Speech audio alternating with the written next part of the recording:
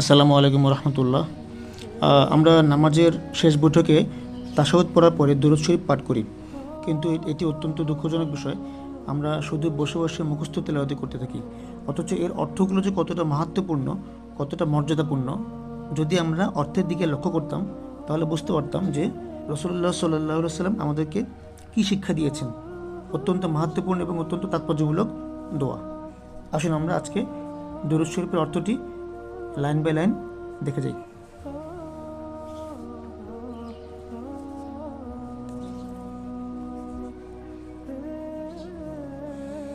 আল্লাহুম্মা সাল্লি আলা মুহাম্মদ ওয়া আলা আলি মুহাম্মদ।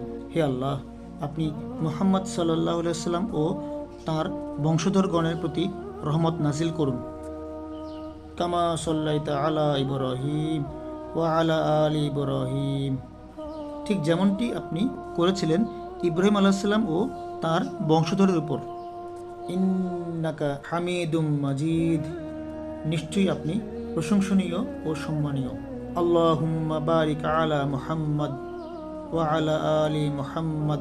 হে আল্লাহ, আপনি মুহাম্মদ সাল্লাল্লাহু আলাইহি ওয়াসাল্লামের ও তার বংশধরগণের প্রতি বরকত নাজিল করুন।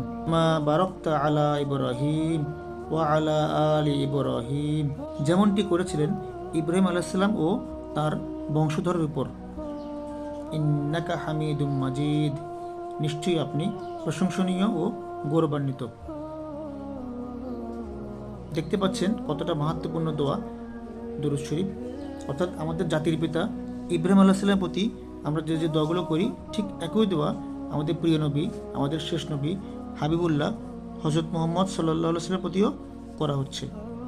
তাই আমরা এখন থেকে চেষ্টা করব নামাজের প্রতিটি দোয়া, প্রতিটি তিলাওয়াতের অর্থসহ জানার জন্য, বোঝার জন্য। যদিও আমরা হিফজ করিনি, কিন্তু অন্ততপক্ষে নামাজের যে ছোটো ছোটো দোয়াগুলো আছে, ক্ষুদ্র ক্ষুদ্র দোয়াগুলো আছে, সেগুলো অর্থ জেনে বুঝে তারপর পড়া। তাহলে আমাদের নামাজটি আরও অন্তরে ভালোভাবে গাঁথবে এবং আমাদের প্রিয় রবের সাথে কানেকশনটা আরও শক্তিশালী হবে। জাযাকাল্লাহু খাইরান। আসসালামু আলাইকুম ওয়া রাহমাতুল্লাহি ওয়া বারাকাতুহু।